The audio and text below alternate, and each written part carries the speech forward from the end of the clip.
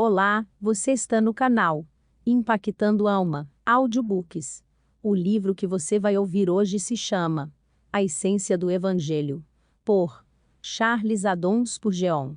Quem crê nele não é condenado, mas quem não crê já está condenado, porquanto não crê no nome do unigênito Filho de Deus. João 3:18. Algumas citações deste sermão.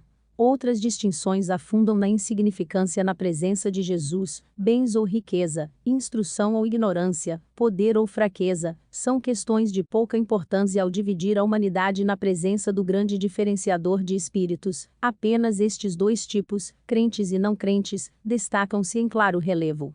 Como está no nosso texto, assim o é na verdade em todo o universo. As duas únicas distinções realmente vitais para o tempo e a eternidade são apenas essas: crentes e não crentes, os que recebem a Cristo e os que o rejeitam. Crer nele tem muito mais significado do que muitos de nós temos visto nela. Eu acho que posso ver vários tons de fé. Há alguns que acreditam em tudo o que diz respeito a Cristo, ou seja, eles acreditam que ele é o Messias e o Salvador dos homens. Muitos aceitam isso como a verdade de Deus, porque seus pais assim o fizeram, e isso é para eles uma questão de irrefutável tradição. Eles nascem no que é comumente considerado um país cristão, e portanto eles já tomaram parte da fé cristã, e teoricamente e racionalmente eles creem que Jesus é o Filho de Deus e o Redentor do mundo. Eles não hesitariam em se levantar e dizer: eu acredito em Jesus Cristo, Filho unigênito de Deus, nosso Senhor, o qual foi gerado do Espírito Santo, nascido da Virgem Maria, sofreu debaixo de Pôncio Pilatos, foi crucificado, morto e enterrado, e assim por diante. Mas lembre-se, você pode acreditar em tudo que é ortodoxo a respeito do Senhor Jesus, e ainda não será uma prova de que você é justificado nele. Ninguém deve ousar dizer que acreditar no credo de Atanásio vai nos assegurar a salvação. Há uma diferença entre acreditar sobre ele e acreditar nele. Crer sobre Jesus é, de fato, uma fé salvadora, pois quem crê nele não será confundido. Crer sobre ele é, por assim dizer, apoiar-se sobre ele, recebê-lo como Deus o estabeleceu e, em consequência, fazer dele o fundamento da nossa esperança. Acreditar a respeito dele, e depois acreditar nele, nos leva, em seguida, a repousar sobre ele, e fazer dele nossa confiança. Acreditamos que ele pode nos salvar, confiamos nele para nos salvar, e esta é a essência da fé salvadora, acreditar sobre o nomeado Redentor.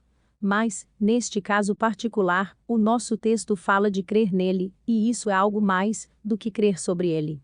Todo homem que realmente crê sobre Cristo, irá em pouco tempo passar a acreditar nele, mas há um crescimento. Acreditar nele é mais do que crer sobre ele. Então crer em nosso Senhor significa isso, que eu acredito que ele é o Filho de Deus, e acredito todas as outras verdades de Deus a respeito dele. Eu também acredito que tudo o que ele me diz é verdade de Deus. Em outras palavras, eu o creio. E ainda mais, eu entrego minha alma aos seus méritos redentores, para que ele a possa salvar, e assim acredito sobre ele. E além disso, assim tendo feito, eu me entrego completamente à santa orientação do Salvador. Eu creio que ele é infalível como regente do meu espírito. Eu sinto uma união com ele, eu venho a estar nele, sua causa é minha causa é sua causa, eu creio nele. Será que temos crido em Jesus? Realmente o temos feito nosso tudo em tudo? Consentimos que ele nos guie e nos lidere até nos conduzir à felicidade eterna? Aquele que pratica a verdade vem para a luz. Vocês, meus irmãos e irmãs, como resultado de ter confiado em Cristo, têm vindo à luz de Deus? É o desejo de vocês conhecer a verdade de Deus, sua vontade, suas leis, sua palavra? Vocês estão buscando a luz do Senhor, e vocês desejam que o trabalho feito em vocês seja visto como fruto do próprio Espírito de Deus? Através disso também, podem julgar a si mesmos? É inútil dizer: eu confio em Cristo, se você nunca olhou para ele com o mesmo olhar infantil com o qual o israelita contemplou a serpente de metal, e igualmente inútil para você declarar que é crente nele, a menos que você deseje a luz. Você pode ainda estar em parte na escuridão, como sem dúvida está, mas você está buscando mais luz, buscando a Deus, buscando a verdade, buscando retidão.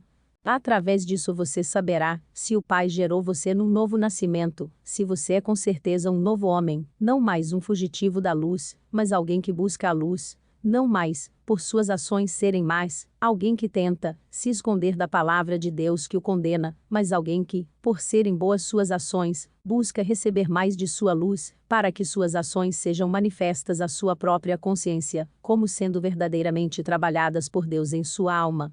Aquele que não crê já está condenado. Alguns de vocês aqui estão bem inconsistentes, pois, embora não acreditem em Cristo Jesus, isto é, não confiam a Ele suas almas, nem se entregam em obediência a Ele para o servir, vocês acreditam a respeito dele, que Ele é o Cristo de Deus. E se Ele estivesse aqui hoje, e falasse com vocês, vocês acreditariam em suas palavras, embora eu não possa afirmar que vocês acreditariam nelas a ponto de agir por elas. É muito estranho que vocês acreditem que Ele é o Filho de Deus, e ainda assim não confiem nele. Vocês não têm acreditado em Cristo, mas se vocês creem de alguma forma que precisam de um Salvador, eu suponho que o próprio bom senso faz com que vocês busquem um. Vocês estão evidentemente, portanto, buscando outra salvação além daquela que Deus oferece. Vocês estão rejeitando o que Deus ordenou, como se pudessem achar algo por conta própria. Só há um Salvador, e é esse Salvador no qual hoje vocês não confiam, vocês o estão rejeitando para sua própria destruição. Aquele que crê nele não é condenado. Que sentença mais alegre é esta? Se vocês verificaram que acreditam de fato em Jesus, volte essa palavra de novo, e de novo em suas almas, meus irmãos e irmãs. Não é delicioso pensar que você atenda a própria boca de Deus por inspiração, e notar que a inspiração é de gênero extraordinário, pois você a tem não só pelo Espírito de Deus, mas também do próprio Jesus Cristo, a doce garantia de que você não está condenado. Que alegria, que paz essa palavra deve trazer em sua alma. O crente vê que a sentença que ele reconhece e confessa ser justa, já foi colocada sobre seu fiador, e nesse fiador ele acredita. O que ele crê sobre ele? Ora, que Deus, para que pudesse ampliar sua justiça e sua graça, estava em Cristo Jesus, e que o Filho de Deus se pendurou na cruz, e sangrou e morreu, o justo pelos injustos, que ele pode levar-nos a Deus.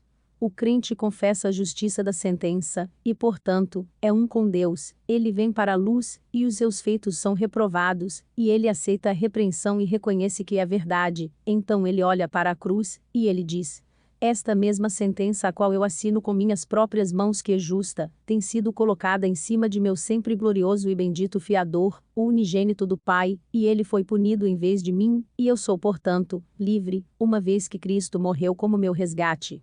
Esta é a maneira em que o crente não vem a ser condenado, ele aceita a condenação, e, em seguida, a vê colocada sobre seu fiador. Se pudéssemos ser como gostaríamos, seríamos puros como Deus é puro. Nossos corações têm fome e sede de justiça.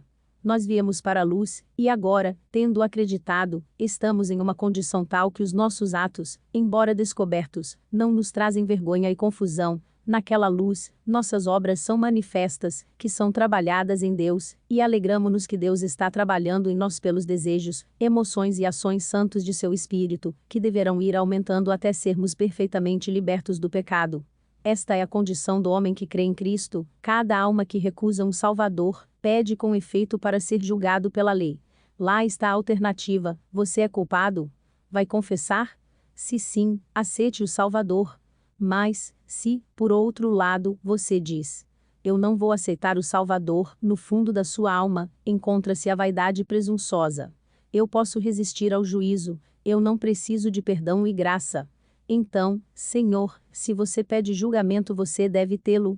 E eis o resultado dele, Deus o declara já condenado. Você não acreditou, você pediu o julgamento, você deve tê-lo, mas é a sua ruína. Se um homem, na presença do juiz, cometeu roubo ou assassinato, ele condena a si mesmo, mas não é um crime ainda maior, na própria presença de Deus agir com despeito ao seu filho por praticamente declarar que sua obra e sangue foram desnecessários. Não é o auge da ousadia que uma alma deve mostrar na presença do Deus de misericórdia, e ouvi-lo dizer em sua palavra: eis o Cordeiro de Deus, que tira o pecado do mundo, e que a alma deveria responder: eu não tenho nada a ver com o Cordeiro de Deus? Que outro testemunho precisamos no que diz respeito à sua inimizade contra Deus? Aquele que não crê em Cristo mataria Deus se pudesse. Se eu não crer em Cristo, é praticamente fazer de Deus um mentiroso.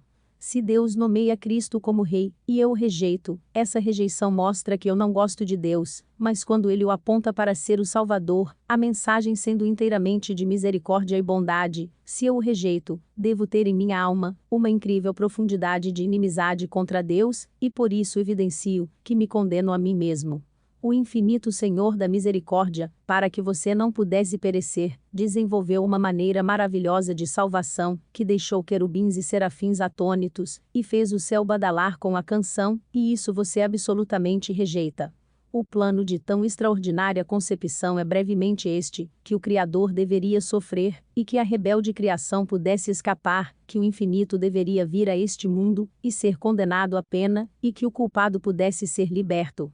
E tudo o que você está convidado a fazer, tudo o que é exigido de você é que você se submeta a ser salvo por este plano, no qual você não confia, em Jesus que é divino, que também é o homem, no qual você não confia para salvá-lo. Você não vai? Ou, não vai? Senhores, vocês vão rejeitar o amor todo-poderoso? Vocês podem se afastar da misericórdia sem limites? Então o que eu direi de vocês, a não ser o que o texto mesmo diz, vocês condenam a si mesmos, vocês já estão condenados? Vocês devem ser infinitamente maus. Vocês devem estar enormemente, monstruosamente, diabolicamente em inimizade com Deus, ou então certamente um benefício tão precioso vocês não desconsiderariam. Certamente um plano da misericórdia de Deus tão apropriado à sua condição, vocês não poderiam ter a impertinência de rejeitar. Já está condenado, porque não crê no nome do unigênito Filho de Deus. Palavras solenes. Ouçam-nas e tremam. Não é possível que você possa ser alguém que ingenuamente busca a luz de Deus, se você se recusa a receber a Ele, que eu sou central da verdade. Sua contínua rejeição da luz é uma evidência confirmatória de que você já está condenado, apesar de o fato de você não crer já ser, em si, prova suficiente. Considere, peço-lhe, ó incrédulo, que a condenação, que já está pronunciada sobre você não é uma questão de forma. Nossos juízes às vezes, leem sentenças de morte sobre uma determinada ordem de criminosos, e a sentença é registrada, embora nunca se pretenda que a sentença seja executada, mas do tribunal de Deus, nunca procede uma sentença que intenta desnecessariamente alarmar. Você já está condenado, e, tão certo como você vive, e, tão certo como Deus vive, Ele não vai deixar a sua palavra permanecer como letra morta. Essa sentença não será uma vã ameaça. Em sua própria pessoa você virá a saber qual é o poder de sua ira. Quem conhece o poder da tua ira? Pergunta o salmista. Só sabe quem a sente, e você vai senti-la em pouco tempo, pois a sentença será seguramente cumprida. Todo o universo é apenas uma grande prisão para um inimigo de Deus, você não pode escapar dele, nem pode resistir a ele. Se seus ossos fossem de granito, e seu coração de aço, seu fogo iria derreter seu espírito. Contra ele você é como a palha contra o fogo, ou a poeira contra o redemoinho. Oh, se você sentisse isto, e desistisse da sua rebelião insana! Alguns deliram contra a soberania, mas, neste caso, não é a justiça que poupa, é a mera vontade de Deus, que por enquanto mantém você fora do inferno. Você me diz que nada põe em perigo a sua vida neste momento, como é que você sabe disso? As setas da morte muitas vezes voam imperceptivelmente. Lembre-se com profunda preocupação que Deus está bravo com você agora mesmo. Esta afirmação não é invenção minha, está escrito pela pena da inspiração, que Deus está zangado com o ímpio todos os dias. Se ele não se arrepende, Deus afiará a sua espada, ele armou seu arco, e está aparelhado. Deus está mais bravo com alguns de vocês, do que ele está com alguns no inferno. Você está assustado com a afirmação? Será mais tolerável para Sodoma e Gomorra, no dia do juízo do que para vós. Os pecados que você já cometeu são maiores do que os de Sodoma e Gomorra, e a ira de Deus é proporcional à culpa. Um Deus irado mantém você sobre o abismo do inferno, justiça exige que você caia nele, e nada além de sua vontade misericordiosa o mantém fora dele. Se você me disser que você mudou, que você pensou sobre essas coisas, que você tem orado, você acha que essas coisas vão remover a ira divina? O Senhor lhe disse que a única forma de salvação é crer em Jesus, mas você tentar encontrar uma outra. Você acha que tal conduta irá agradá-lo, que tal procedimento irá torná-lo menos irritado com você? Você insulta seu filho, quando você acha que você pode salvar-se por suas lágrimas e orações, isso vai te afastar a ira do Senhor? Quando você imagina que o seu comparecimento à igreja e à capela vai te salvar, você define uma estimativa baixa sobre o que Jesus fez, você estará desrespeitando a cruz, enquanto permanecer incrédulo. Você diz: nós estamos fazendo o que podemos. Você não está fazendo nada que possa aplacar a ira de Deus. Você está, ao invés disso, através dessas suas mesmas ações, que você acha que são boas, criando em oposição a ele um anticristo para o qual ele olhará com horror. Ele diz que vai salvar por Cristo, e por nenhuma outra maneira, e enquanto você procurar uma outra maneira, você, na verdade, estará cuspindo na própria face do unigênito pela insolência de sua justiça própria. Enquanto isso, deixe-me lembrá-lo que a ira de Deus, embora ainda não venha sobre você, é como um fluxo que está represado, a cada momento reúne mais força, se ele não estoura o dique, ainda a cada hora se intensifica, cada dia e cada momento de cada dia, em que você permanece um incrédulo, você está acumulando sua ira para o dia da ira, quando a medida de sua iniquidade estiver cheia. Quão seriamente eu o persuado a escapar da condenação. O volte, volte, volte. Porque você vai morrer. Porque você vai rejeitar a ele, a quem você tem tantas razões para receber. Acerca do qual sua própria pessoa é o melhor argumento para o amor? O Cristo de Deus deve ser digno dos afetos de nossos corações, sua própria mensagem na terra, como parece-me, iria, se não estivéssemos loucos, garantir a nossa confiança, pois ele veio para salvar, para perdoar, para passar por cima do pecado do passado. Ou, porque você se coloca contra ele, e dessa forma traz sobre sua cabeça a ira de um Deus irado? Permitam-me recordar-lhes o caminho para escapar. A única forma de escape para qualquer homem ou mulher aqui é crer em Jesus Cristo. Estou orando sobre isso, diz um. Meu texto não diz nada do tipo: eu vou pensar sobre isso. Pense nisso. Você vai pensar a si mesmo no inferno em pouco tempo. Fé imediata é o que eu, como embaixador de Deus, demando de vocês, em nome do Cristo de Deus, fé imediata, instantânea em Jesus. Eis o emblema do ministro do Evangelho e de sua mensagem. Cada momento que você não acredita, você está pecando contra Deus por essa incredulidade. Eu não posso, portanto, tolerar que você espere mais um momento. Jesus é Deus. Ele tornou-se homem. Ele morreu. Ele vive e pede que você confie nele, prometendo que você viverá. Confie nele agora. Ele é digno de sua confiança. Não peque contra ele, não peque contra sua própria alma por rejeitá-lo. Hoje ele abençoa o crente, e testemunha que ele não é condenado. Hoje ele amaldiçoa o incrédulo, e diz que ele já está condenado. Meu negócio não é com amanhãs, nem posso prometer que a bandeira branca da misericórdia será estendida amanhã. Hoje, a cruz é o estandarte da graça, olhe para ela, e viva. É a escada que chega ao céu. O crucificado Salvador é a porta da salvação. Ó, se você o recebesse! A essência do Evangelho. Pregado na manhã do dia do Senhor, 4 de dezembro de 1870, por C.H. Spurgeon. No Tabernáculo Metropolitano, Newington. Quem crê nele não é condenado, mas quem não crê já está condenado, porquanto não crê no nome do unigênito Filho de Deus. João 13:18. Talvez eu tenha pregado a partir deste texto antes, talvez eu já tenha feito isso várias vezes. Se eu não fiz, eu deveria tê-lo feito. É a Bíblia toda em miniatura. Podemos falar tantas palavras e tantos volumes sobre esse texto, pois cada uma das sílabas aqui está carregada ao máximo de significado. Podemos lê-lo, e relê-lo, e continuar ainda a lê-lo dia e noite, e ainda sempre encontrar nele alguma instrução fresca. É a essência do Evangelho. As boas novas em resumo. Quando nosso Senhor Jesus Cristo voltar uma segunda vez, diante dele serão reunidas todas as nações, e ele separará uns dos outros, como o pastor separa as ovelhas dos cabritos. Essa não será, no entanto, a primeira vez em que a presença do Senhor Jesus agiu como um separador. É sempre assim onde quer que ele vá, os homens estão como um só corpo em sua condição caída, todos igualmente distantes de Deus, até que ele aparece, mas sua vinda descobre os escolhidos, e chama-os à parte, e, por outro lado, os incrédulos são descobertos. Dois grupos são formados a partir da multidão, uma vez misturada, cada um vai para cada um segundo seu tipo encontra seus companheiros, e entre os dois grupos há um abismo profundo, que os divide tão claramente quanto a luz é separada da escuridão, ou a morte da vida. Outras distinções afundam na insignificância na presença de Jesus, bens ou riqueza, instrução ou ignorância, poder ou fraqueza, são questões de pouca importância ao dividir a humanidade na presença do grande diferenciador de espíritos. Apenas estes dois tipos, crentes e não crentes, destacam-se em claro relevo.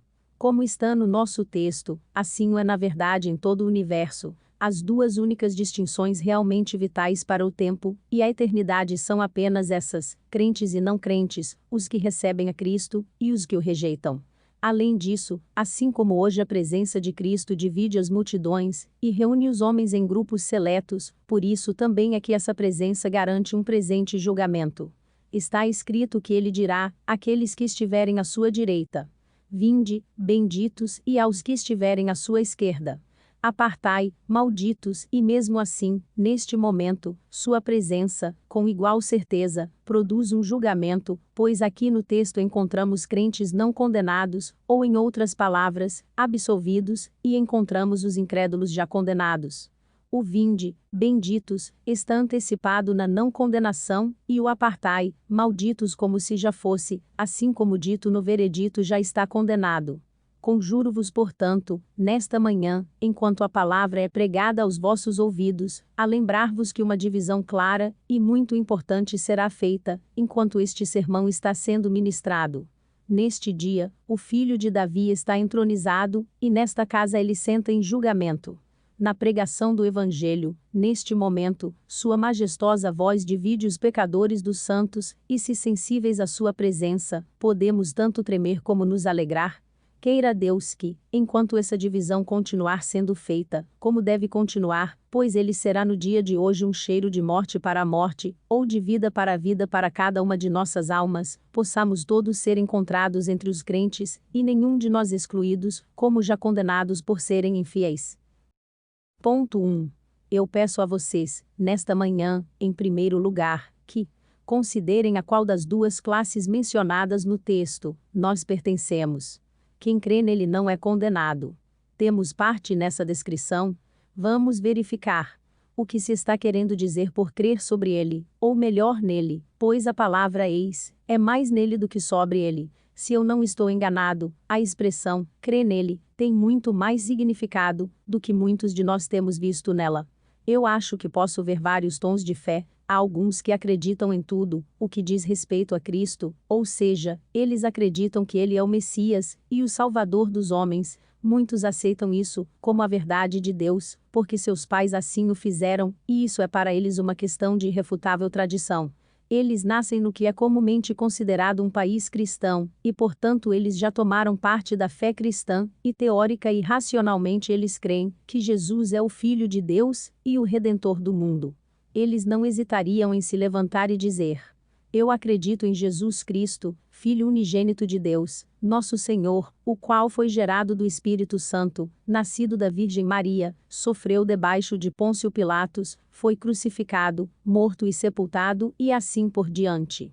Mas lembre-se, você pode acreditar em tudo que é ortodoxo a respeito do Senhor Jesus, e ainda não será uma prova de que você é justificado nele. Ninguém deve ousar dizer que acreditar no credo de Atanásio vai nos assegurar a salvação.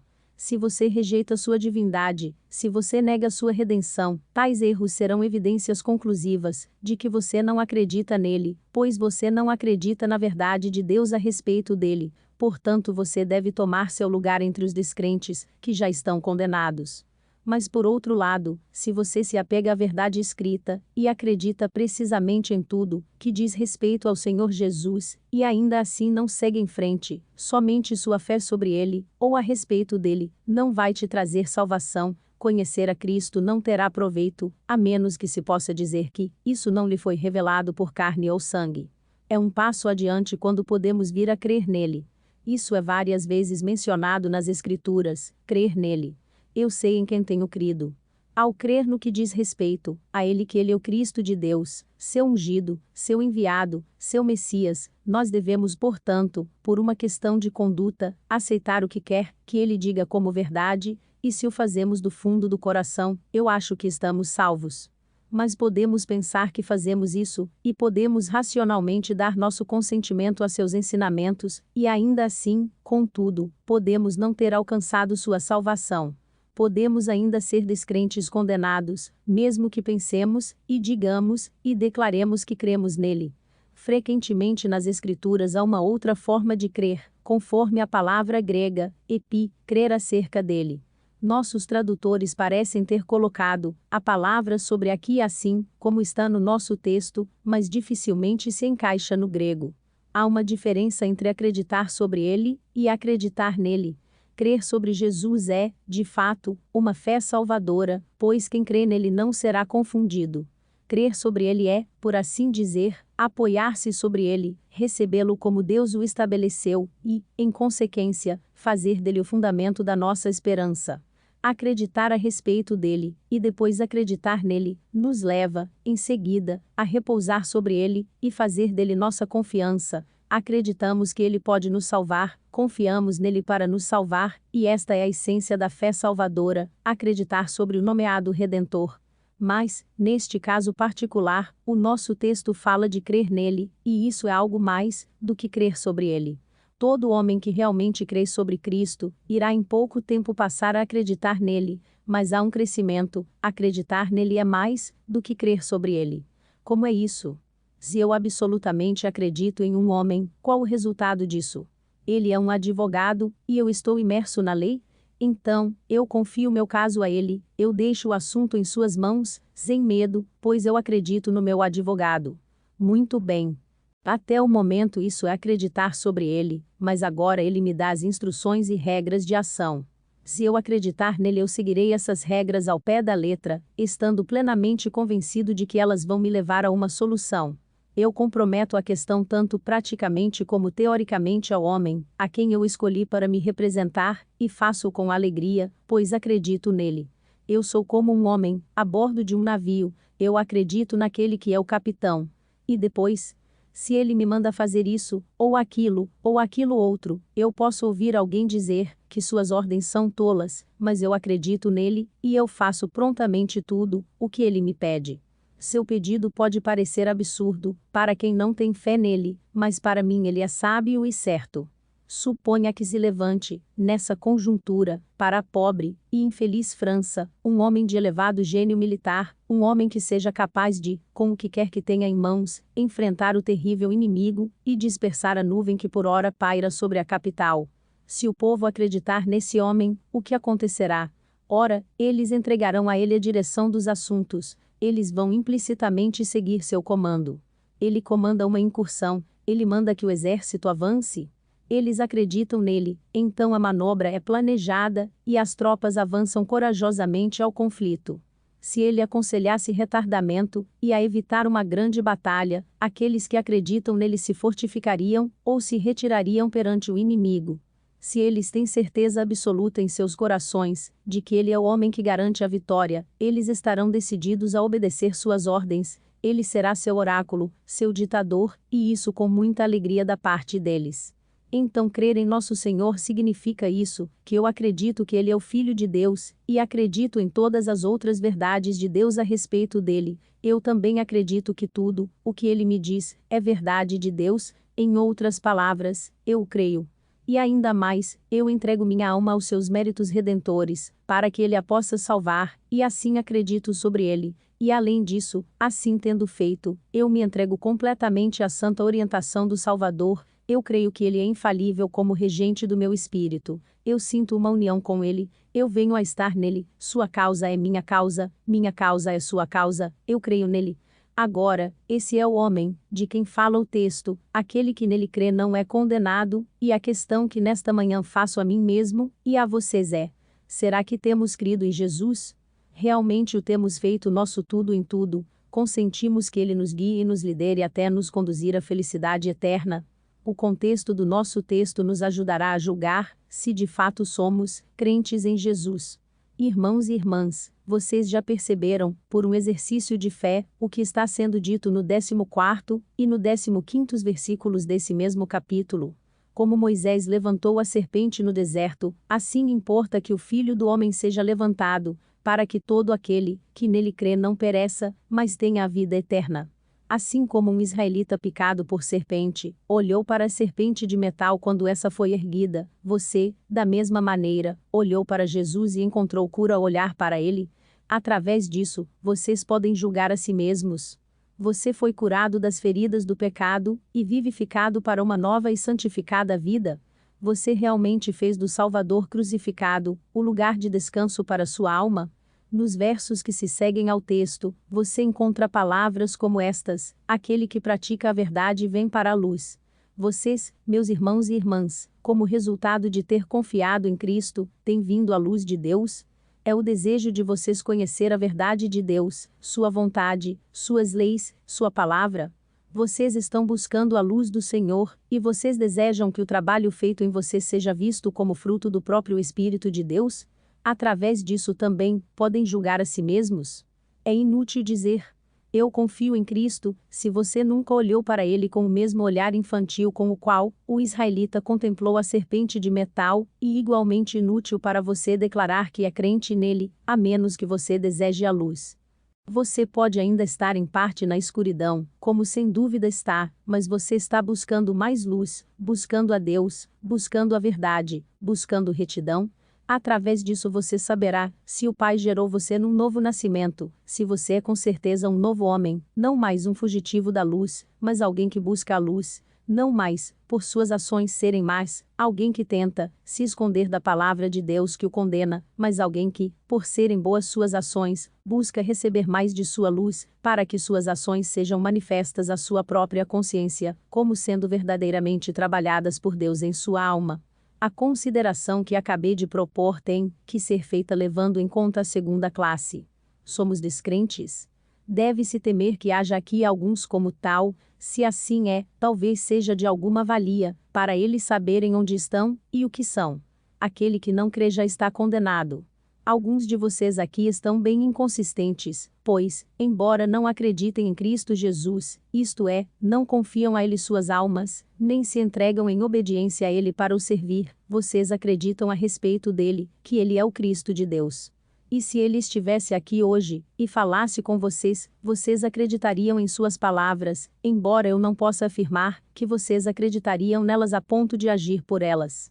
É muito estranho que vocês acreditem que ele é o Filho de Deus, e ainda assim não confiem nele. Vocês creem que o que ele diz é verdade, e mesmo depois que ele lhes avisa sobre a ira que está por vir, vocês ainda permanecem em impassível indiferença, e não buscam a salvação que ele lhes oferece. Ao invés de olhar para a serpente de metal, vocês agem como os israelitas teriam agido se tivessem procurado outro remédio.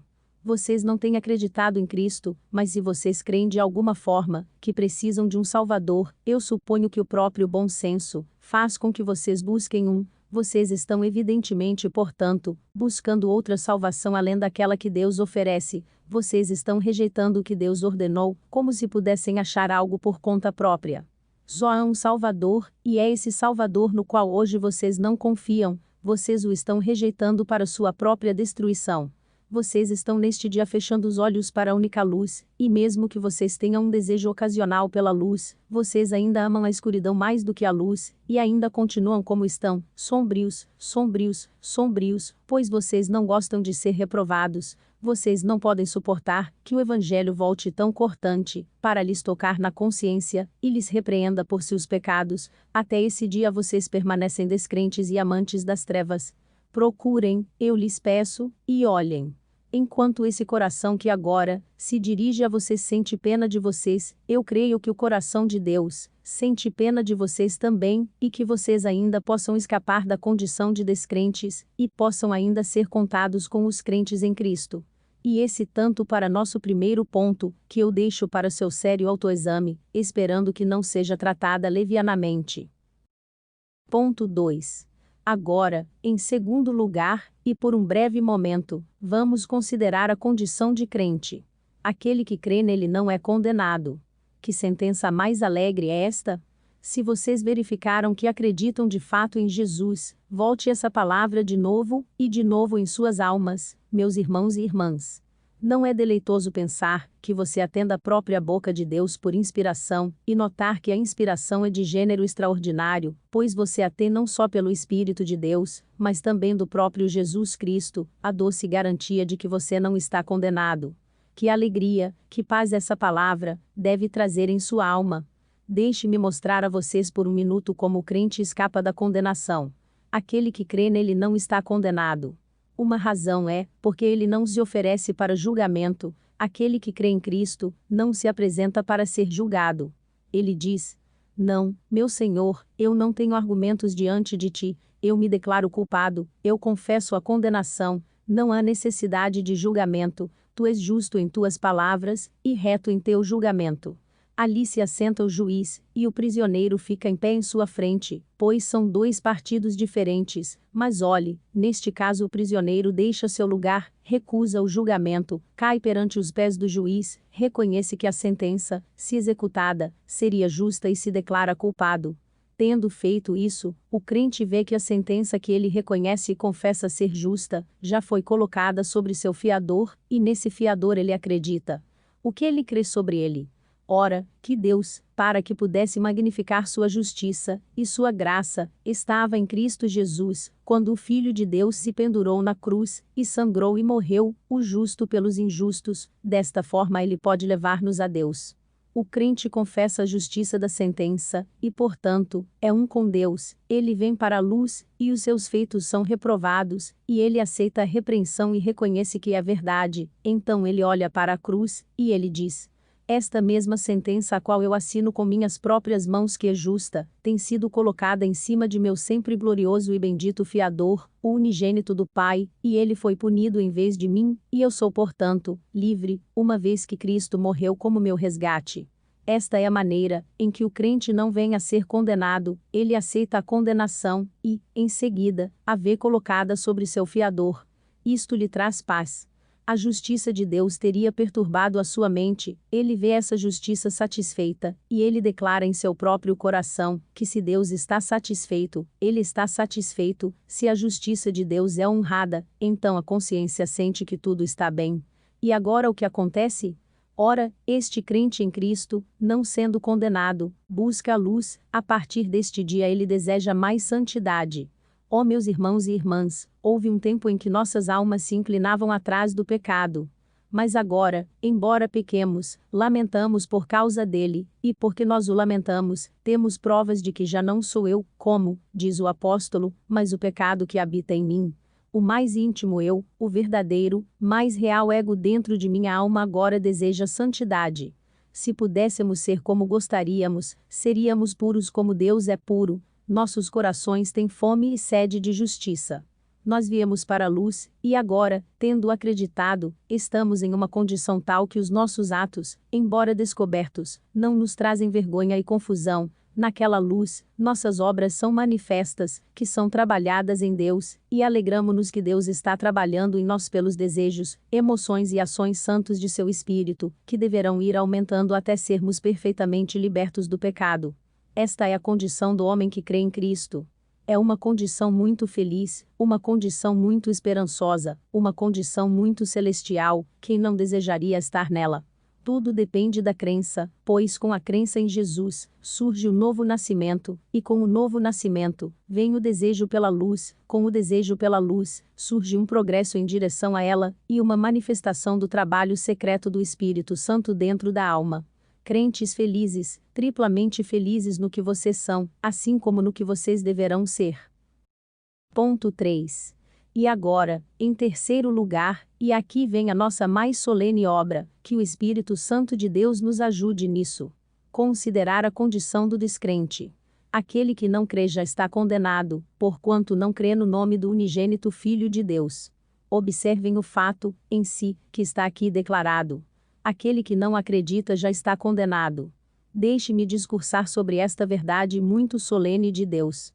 Em primeiro lugar, o descrente se oferece para julgamento. Ele não acreditou no nome. Qual é o nome? Ele é o Salvador, Jesus. Quem crê em Jesus, o Salvador, confessa que precisa ser salvo, e se recusa a permanecer na segurança da lei, mas aquele que recusa o Salvador com efeito diz: eu não preciso de um Salvador, eu estou disposto a defender a meu julgamento pela lei. Digo-vos, cada alma que recusa um Salvador, pede com efeito para ser julgada pela lei. Lá está a alternativa: você é culpado? Vai confessar? Se sim, aceite o Salvador. Mas, se, por outro lado, você diz: eu não vou aceitar o Salvador, no fundo da sua alma, encontra-se a vaidade presunçosa. Eu posso resistir ao juízo, eu não preciso de perdão e graça. Então, Senhor, se você pede julgamento, você deve tê-lo. E eis o resultado dele: Deus o declara já condenado. Você não acreditou, você pediu o julgamento, você deve tê-lo, mas é a sua ruína. O incrédulo, ele mesmo, dá provas pessoais para sua própria condenação. Você pergunta como ele faz isso? O texto nos aponta para seu não crer. É aquela pessoa um homem condenado, ou não condenado? Pergunte a ele o que ele pensa de Cristo. Se ele responde honestamente, ele diz: eu não aceito o testemunho de Deus sobre Jesus Cristo, eu não recebo a Jesus como meu Salvador. Ele alega que ele não precisa de um Salvador, ou então ele não sente que Jesus é o Salvador que ele precisa, ele rejeita o testemunho de Deus acerca de Cristo. Isso não é suficiente para condenar um homem. Se um homem, na presença do juiz, cometeu roubo ou assassinato, ele condena a si mesmo, mas não é um crime ainda maior, na própria presença de Deus, agir com despeito ao seu filho por praticamente declarar que sua obra e sangue foram desnecessários? Não é o auge da ousadia que uma alma deverá mostrar na presença do Deus de misericórdia, e ouvi-lo dizer em sua palavra: eis o Cordeiro de Deus, que tira o pecado do mundo, e que a alma deveria responder: eu não tenho nada a ver com o Cordeiro de Deus? Que outro testemunho precisamos no que diz respeito à sua inimizade contra Deus? Aquele que não crê em Cristo mataria Deus se pudesse. O fato de você não crer em Cristo é praticamente fazer de Deus um mentiroso. Além disso, aquele que não crê em Cristo dá provas contra si mesmo, pois ele rejeita o nome. Observe o texto. Ele não crê no nome.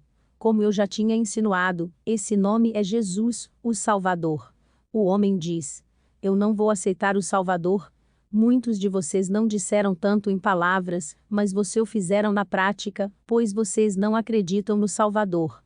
Vocês permanecem neste momento sem Salvador, fora de Cristo, sem esperança, sem o perdão de Deus, sem a misericórdia de Deus, e vocês continuaram a fazer assim sob a pregação do Evangelho por muitos anos. Que provas mais você precisa? Se um homem vai rejeitar Deus, mesmo como Salvador, deve haver veneno terrível em seu coração contra Deus. Se Deus nomeia Cristo como Rei, e eu o rejeito, essa rejeição mostra que eu não gosto de Deus, mas quando ele o aponta para ser o Salvador, a mensagem sendo inteiramente de misericórdia e bondade, se eu o rejeito, devo ter em minha alma uma incrível profundidade de inimizade contra Deus, e por isso evidencio que me condeno a mim mesmo.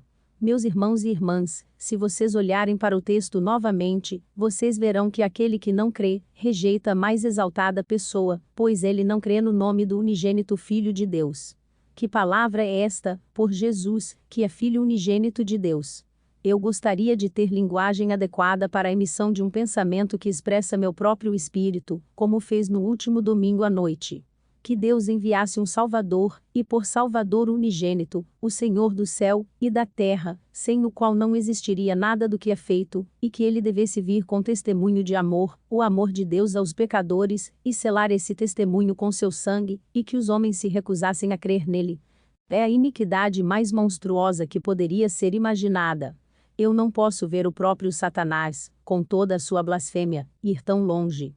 Ele nunca foi colocado onde ele poderia rejeitar, como Salvador, o Filho unigênito de Deus.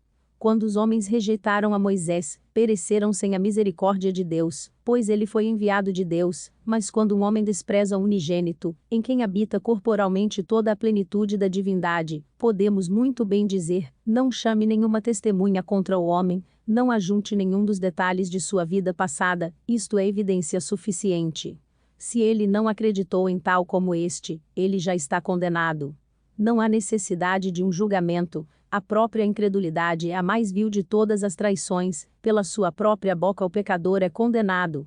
Você não vê, ó pecador, qual a situação? O infinito Senhor da misericórdia, para que você não pudesse perecer, desenvolveu uma maneira maravilhosa de salvação, que deixou querubins e serafins atônitos, e fez o céu badalar com a canção, e isso você absolutamente rejeita. O plano de tão extraordinária concepção é brevemente este, que o Criador deveria sofrer, e que a rebelde criação pudesse escapar, que o infinito deveria vir a este mundo, e ser condenado à pena, e que o culpado pudesse ser liberto.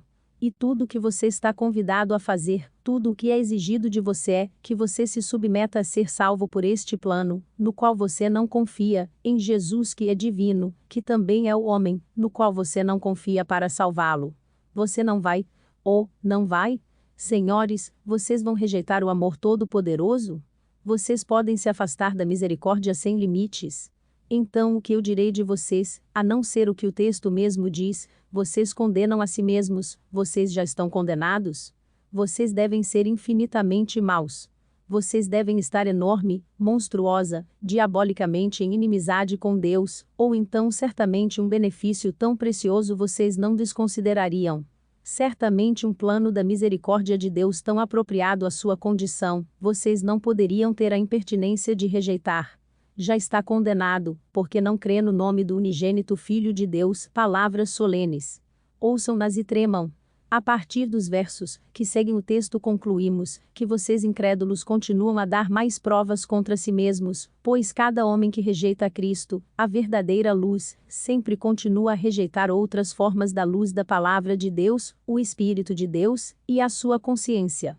Ele ama mais as trevas do que a luz, e não vem para a luz, para que as suas obras não sejam reprovadas.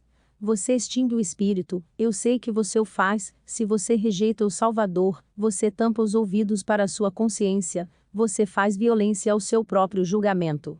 A verdade de Deus, você não deseja aprender.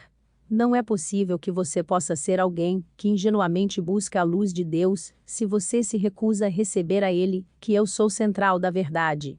Sua contínua rejeição da luz é uma evidência confirmatória de que você já está condenado apesar do fato de você não crer já ser, em si, prova suficiente. E agora solenemente, e em nome daquele que vive, e foi morto, e está vivo para todos sempre, falando por aquele que Cristo, que embora uma vez estivesse traspassado, agora está sentado à destra de Deus, peço àqueles que estão sob esta segunda descrição, a ouvir estas palavras simples, mas de peso de admoestação. Considere, peço-lhe, ó incrédulo, que a condenação, que já está pronunciada sobre você não é uma questão de forma. Nossos juízes às vezes leem sentenças de morte sobre uma determinada ordem de criminosos, e a sentença é registrada, embora nunca se pretenda que a sentença seja executada, mas do tribunal de Deus, nunca procede uma sentença que intenta desnecessariamente alarmar, você já está condenado, e, tão certo como você vive, e, tão certo como Deus vive, Ele não vai deixar a sua palavra permanecer como letra morta. Essa sentença não será uma vã ameaça. Em sua própria pessoa você virá a saber qual é o poder de sua ira. Quem conhece o poder da tua ira? Pergunta o salmista. Só sabe quem a sente, e você vai senti-la em pouco tempo, pois a sentença será seguramente cumprida. O Senhor tem poder para, a qualquer momento, cumprir sua sentença. Que poder tem você de resistir a ela? Quem é que pode ajudá-lo a suportá-lo? Você está totalmente em suas mãos. Você não pode escapar de sua prisão. Se você subisse ao céu, lá ele está. Se você mergulhasse no inferno, ele está lá. Todo o universo é apenas uma grande prisão para um inimigo de Deus. Você não pode escapar dele, nem pode resistir a ele. Se seus ossos fossem de granito, e seu coração de aço, seu fogo iria derreter seu espírito. Contra ele você é como a palha contra o fogo, ou a poeira contra o redemoinho. Oh, se você sentisse isto, e desistisse da sua rebelião insana. Lembre-se, não há nenhuma promessa dada a você que ele não vai executar a sentença de sua ira nesse mesmo dia. Você não tem nenhum mandado, nem da sua palavra, nem de seus anjos, para assegurar-lhe que Deus suspenderá a pena mesmo para a próxima hora. Você está vivendo por sua paciência, poupado pela soberania divina. Alguns deliram contra a soberania, mas, neste caso, não é a justiça que poupa, é a mera vontade de Deus, que por enquanto mantém você fora do inferno. Você me diz que nada põe em perigo a sua vida neste momento, como é que você sabe disso? As setas da morte muitas vezes voam imperceptivelmente. Eu já estive em congregações pregando em 2 ocasiões, em que os dardos invisíveis da morte atingiram um dos meus ouvintes, de modo que um morreu em cada ocasião ao escutar a palavra do Evangelho. Deus não precisa de milagre para colocar sua sentença em execução neste momento. Ele não precisa perturbar a ordem natural das coisas para você morrer instantaneamente, e se ele assim o quisesse, a destruição de sua alma, sem o menor esforço de sua parte, teria lugar neste exato momento, mesmo onde você está. Lembre-se com profunda preocupação que Deus está irado com você agora mesmo. Esta afirmação não é invenção minha, está escrito pela pena da inspiração, que Deus é juiz justo, um Deus que se ira todos os dias. Se o homem não se converter, Deus afiará sua espada, já tem armado o seu arco, e está aparelhado. Salmos 7, 11 e 12. Deus está mais irado com alguns de vocês, do que ele está com alguns no inferno. Você está assustado com a afirmação? Será mais tolerável para Sodoma e Gomorra, no dia do juízo, do que para vós. Mateus 10, 15. Os pecados que você já cometeu são maiores do que os de Sodoma e Gomorra, e a ira de Deus é proporcional à culpa. Um Deus irado mantém você sobre o abismo do inferno, a justiça exige que você caia nele, e nada além de sua vontade misericordiosa o mantém fora dele. Ele só tem que querer, e você que já está condenado, estaria para sempre onde o verme não morre, e o fogo não se apaga, antes da próxima vez que o relógio tocar. Até este momento, deixe-me lembrá-lo, você não fez nada para aplacar a ira divina, você tem continuado a pecar.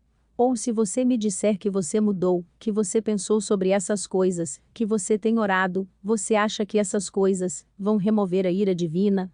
O Senhor lhe disse que a única forma de salvação é crer em Jesus, mas se você tentar encontrar uma outra, você acha que tal conduta irá agradá-lo, que tal procedimento irá torná-lo menos irritado com você? Você insulta seu filho, quando você acha que você pode salvar-se por suas lágrimas e orações. Isso vai afastar de ti a ira do Senhor? Quando você imagina que o seu comparecimento à igreja e à capela vai te salvar, você define uma estimativa baixa sobre o que Jesus fez, você estará desrespeitando a cruz, enquanto permanecer incrédulo. Você diz: nós estamos fazendo o que podemos. Você não está fazendo nada que possa aplacar a ira de Deus. Você está, ao invés disso, através dessas suas mesmas ações, que você acha que são boas, criando uma oposição a ele, um anticristo para o qual ele olhará com horror. Ele diz que vai salvar por Cristo, e por nenhuma outra maneira, e enquanto você procurar uma outra maneira, você, na verdade, estará cuspindo na própria face do unigênito pela insolência de sua justiça própria. Enquanto isso, deixe-me lembrá-lo que a ira de Deus, embora ainda não venha sobre você, é como um fluxo que está represado, a cada momento reúne mais força, se ele não estoura o dique. Ainda a cada hora se intensifica, cada dia e cada momento de cada dia, em que você permanece um incrédulo, você está acumulando sua ira para o dia da ira, quando a medida de sua iniquidade estiver cheia. Quão seriamente eu o persuado a escapar da condenação. Se você sonha que ser condenado por Deus é uma ninharia, desiluda sua alma, pois se aqueles que já passaram, por onde a sentença é executada, pudessem voltar até você, não precisa contar o conto de aflição, a simples visão deles iria convencer você que estar perdido é uma coisa horrível. Em suas cabeças, deve cair a ira de Deus, que, ao suavizar a punição, torna-se o meio de endurecer pecadores em seus pecados. Não está dentro do poder do pensamento conceber o que a ira de Deus é, nenhuma linguagem, mesmo que fizesse as orelhas formigarem, nunca poderá expressá-la totalmente.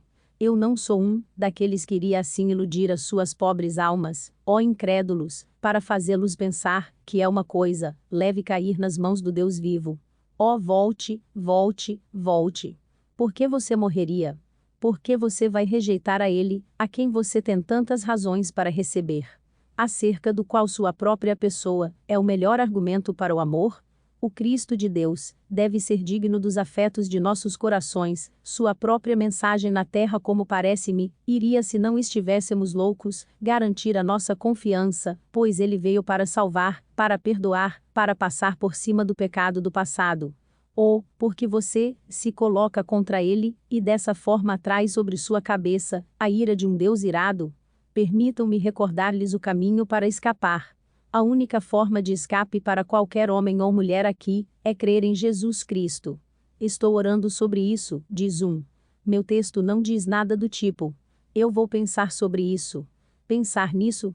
Você vai pensar em si mesmo no inferno em pouco tempo. Fé imediata é o que eu, como embaixador de Deus, demando de vocês, em nome do Cristo de Deus, fé imediata, instantânea em Jesus. Eis o emblema do ministro do Evangelho e de sua mensagem. Moisés levantou a serpente de bronze no deserto, sobre um grande monumento, bem no meio do campo, onde os homens estavam morrendo ao redor dele. Eles foram mordidos pela serpente, e o que tem Moisés, para declarar-lhes como um remédio? Ele os convida a olhar e viver. Alguns deles irão pensar nisso, alguns deles irão considerá-lo, outros vão orar sobre isso, mas ele não tem comissão para consolar nenhum destes. Seu único comando é um olhar imediato, ele não tem promessa para aqueles que não olham. Mesmo assim, Jesus está levantado no meio de vocês. Há vida em um olhar, vida agora, vida neste momento.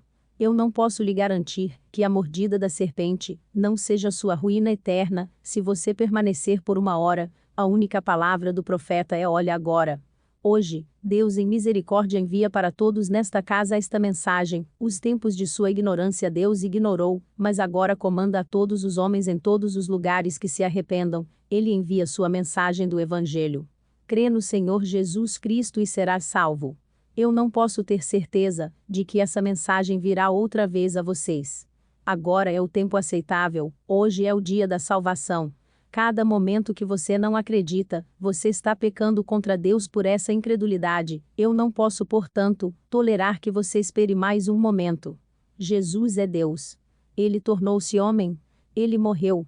Ele vive e pede que você confie nele, prometendo que você viverá. Confie nele agora. Ele é digno de sua confiança. Não peque contra ele, não peque contra sua própria alma por rejeitá-lo.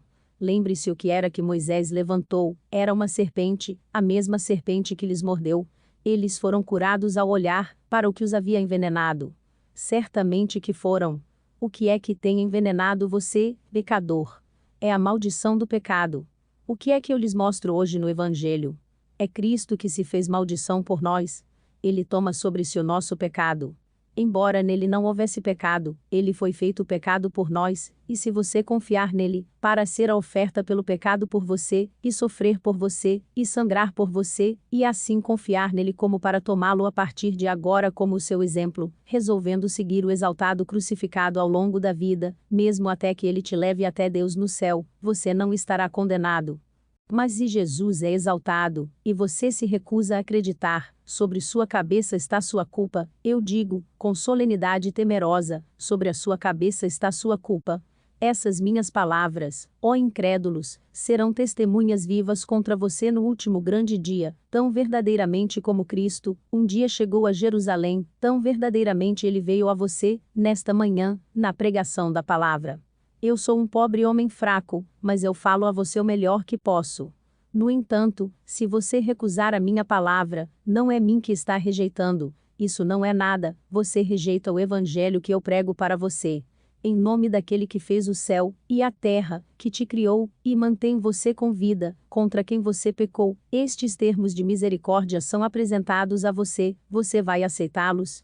Esta graça é trazida até você, e eu lhe peço para puxá-la para você, assim como diz a palavra, força-os a entrar. Se você rejeitar o Filho unigênito de Deus, ainda permanecerá contra você esta sentença solene. Aquele que não crê já está condenado, porque não crê. Eu ouvi dizer. Eu espero que eu acredite. Senhor, não tenho nada a ver com isso, e eu não tenho nenhuma esperança para você. Espero que me arrependa um dia.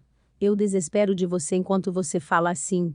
É hoje que Deus separa esta congregação em duas partes, o crente e o incrédulo.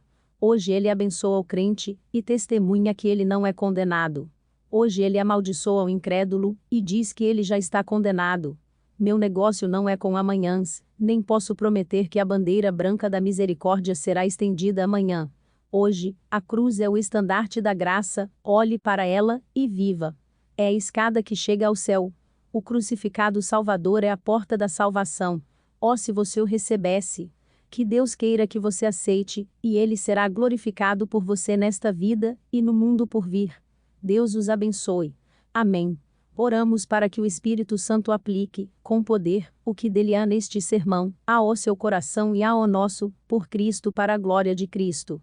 Ore para que o Espírito Santo use este sermão, para trazer muitos ao conhecimento salvador de Jesus Cristo, pela graça de Deus. Amém.